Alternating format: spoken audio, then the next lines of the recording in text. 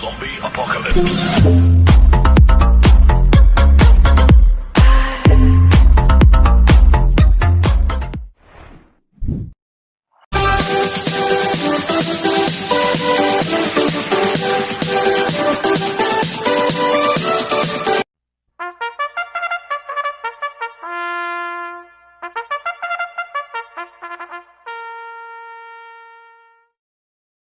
Magandang araw po mga bayang karerista.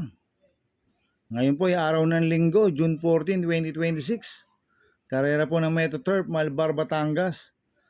Meron po tayong 11 karera sa araw na ito. Nandito naman po yung lingkod, Drunken Master Wangbu, aka Eloto Budoy, para magbigay ng giya at analysis sa inyo mga bayang karerista. Mga bayang karerista, start po ng karera natin ay 2 p.m.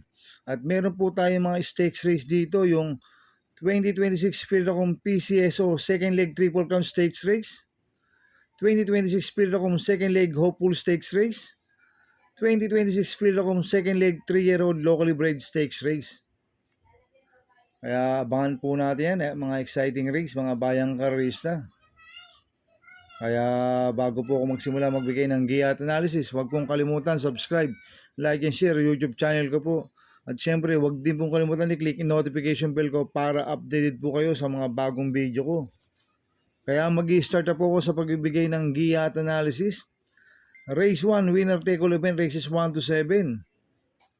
May siyam na kalok po tayo dito, but 8 betting in option. Ito po yung second leg 3-year-old locally bred stakes race.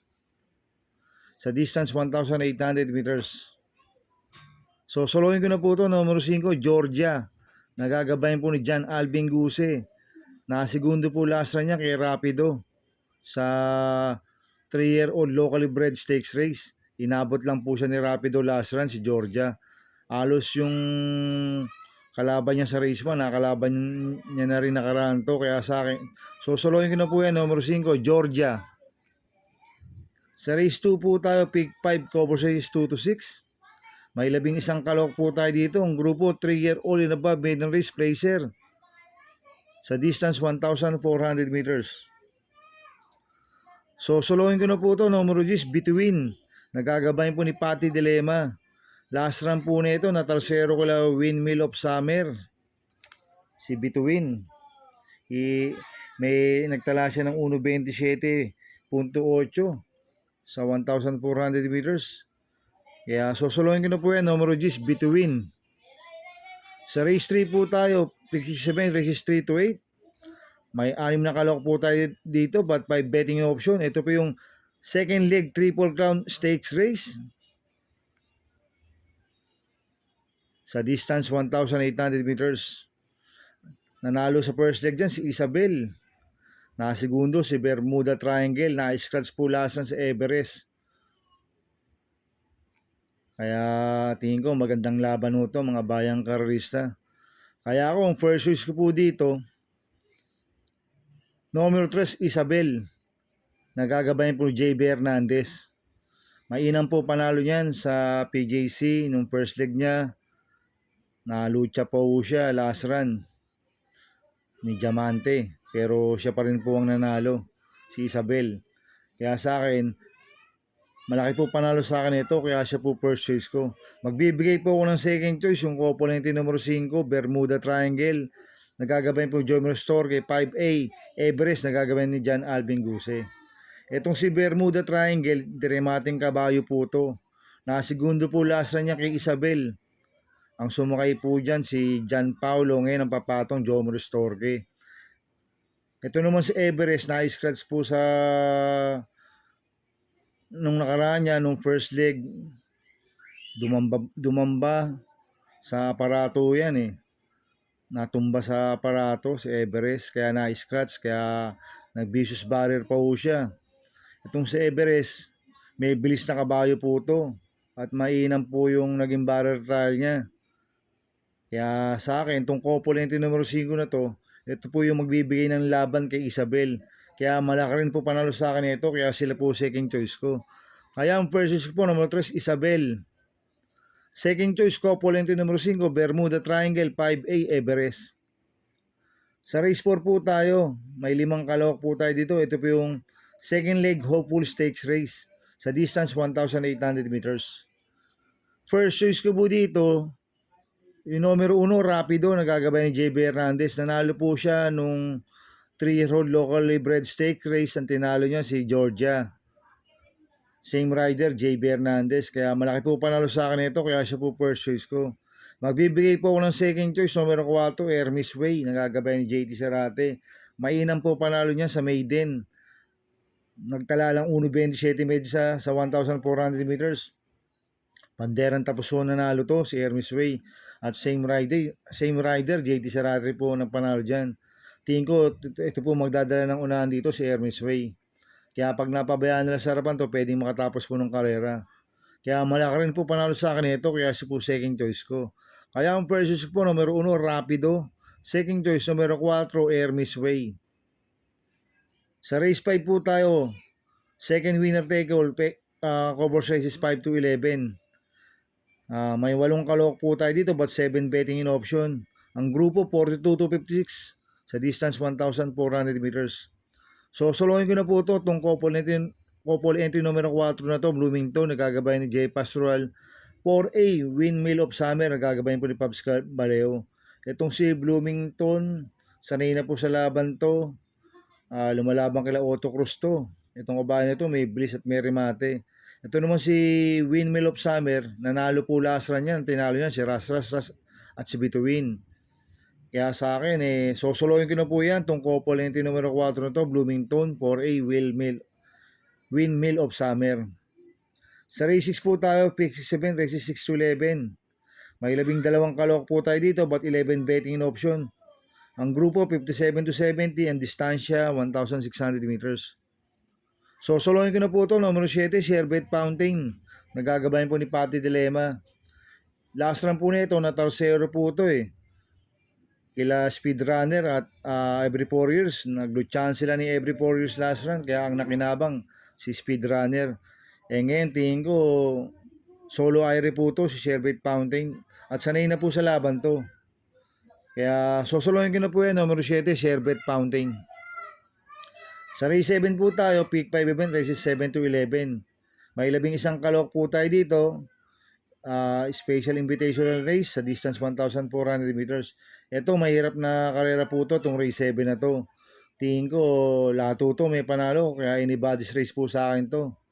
Kaya magdagdag ko kayo ng mga kursunada nyo dito sa race 7.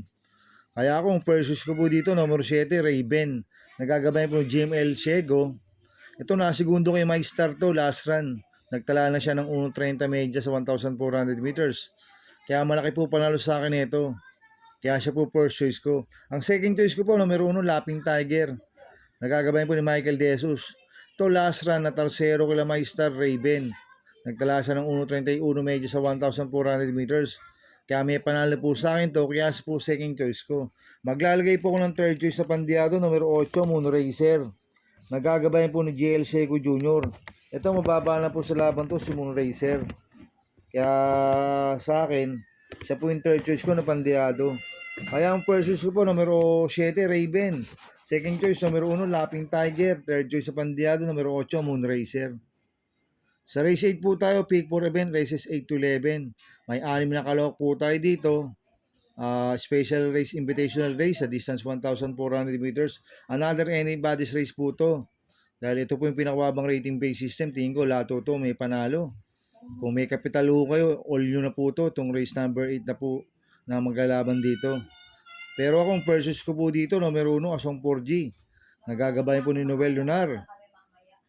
Malaki po panalo sa akin ito. Change jockey, NC Lunar. Last run po, ang sumakay po dito, Jomel Lazaro. Kaya malaki po panalo sa akin ito, kaya siya po first choice ko. Ang second choice ko po, numero 5, G's Favorite. Nagagabayan po ni Jomel Lazaro. Parehas po kay Ed Gonzalez yan, yung numero 1 at numero 5. Si G's Favorite, last run, hindi po binigyan ng importansya yan. Kaya sa akin, pag nilaban po yan, malaki rin po panalo sa akin ito. Kaya siya po second choice ko. Maglalagay ako ng third choice, numero 6, Malbatan Island, Pandiado. Nakagagabayan po ni Conrad Denson. Ito, cambio natin ngayon, Conrad Denson. Dati si Bijala po ang sumasakay dito.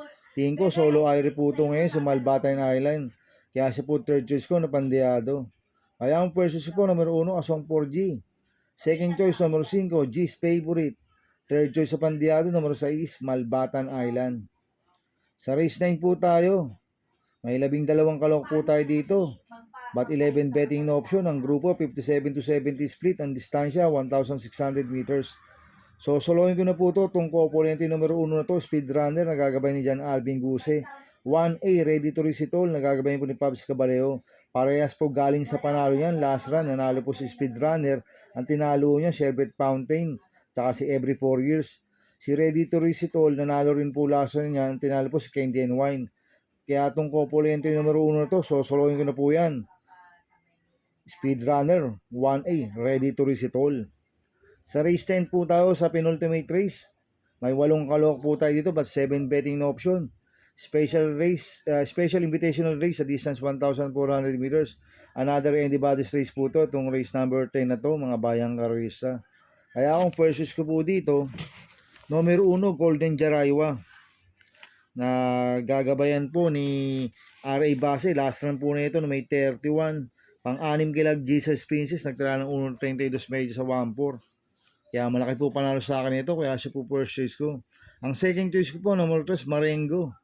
Nagagabayan po ni John Restorge. Dito po magaling yan sa Metoturf si Marengo. At magaling po sa gabi yan. Itong kabahan nito, pwedeng iuna, pwedeng sunod. Kaya malaki rin po panalo sa akin ito. Kaya siya po second choice ko. Maglalagay po ng third choice sa Pandeado. Number 6, Angels Momentum. Nagagabayan po si MP Lapil. Ito, gumanda lang po ang alis na ito. May panalo ito. Si Angels Momentum. Kaya siya po third choice ko na Pandeado. Kaya ang first choice po, number 1, Golden Jaraywa. Second choice, number 3, Marengo. Third choice sa Pandeado, number 6, Angels Momentum. Sa race 11 po tayo sa last race. May 11 kalok po tayo dito. Ang grupo 17 to 41 split. Ang distansya 1,400 meters. Anybody's race ulit to mga bayang karista. Ito mahirap na karera. Kaya magdagdag ko kayo ng paratingan nyo dito. Kung may kursunada kayo, isama nyo sa exotic bets nyo. Maraming may panalo dito. Kaya akong purchase ko po dito, number 9, King Was Falcon. Nagagabayan po ni Contra Denson. Ito, hindi lang binigyan ng importansya last run to, King Was Falcon. Pero pag binigyan ng importansya ng connection to, malaki po panalo sa akin ito. Kaya siya po first choice ko. Ang second choice ko po, number 2, Mirror of Justice. Nagagabayan po ni King Flores. Ito, may panalo po sa akin to, si Mirror of Justice. Last run po nito, may 30. Tumakbo ko la Ladybug Red. Ladybug Red. Nagtala ng 1.32 medya sa 1.4. Kaya may panalo po sa akin yan. Kaya siya po second choice ko. Maglalagay po ng third choice sa Pandeado, numero 10, I Love Mati. Nagagabayan po ni Jormel Lazaro. Ito, angkop ang distansya sa kanya, 1,400 meters. Pag binigyan ng importansya ng connection to, magandang diado to. Kaya siya po third choice ko na Pandeado. Kaya ang first choice ko po, numero 9, King Was Falcon. Second choice, numero 2, Mirror of Justice. Third choice sa Pandeado, numero 10, I Love Mati. Good luck and happy racing mga bayang karista. Inuulit ko, ito gabay ko lang at analysis ko. Pero pagdating sa tayan, kayo pa din naman susunod. Sana ay swertein tayo at magsitama. Kaya good luck po sa ating lahat mga bayang karisa. Mga bayang karisa, shoutout muna ako. Happy racing po sa mga boss ko. Kay Boss Toto de la Cruz, kay Boss Manuel Chua, kay Boss Manny Caplis, kay Boss Godo Predo, kay Boss Bernard Capio, kay Ninong Rigor Cruzada, happy racing. Happy racing po sa Maceda Stable. Kay Boss Edward Maceda, kay Boss Oliver Maceda, kay Boss Maki Maceda, more wins to ka mga boss. At happy racing po sa mga kagrupo ko sa Team Budoy. At happy racing po sa mga kagrupo ko sa Ping Ping Boys. Kaya mga bayang karisa, please subscribe my YouTube channel at Budoy 2.0. At sana ay lagi niyo pong panoorin ads ko, huwag niyo pong skip. Kaya maraming salamat po sa inyo and God bless.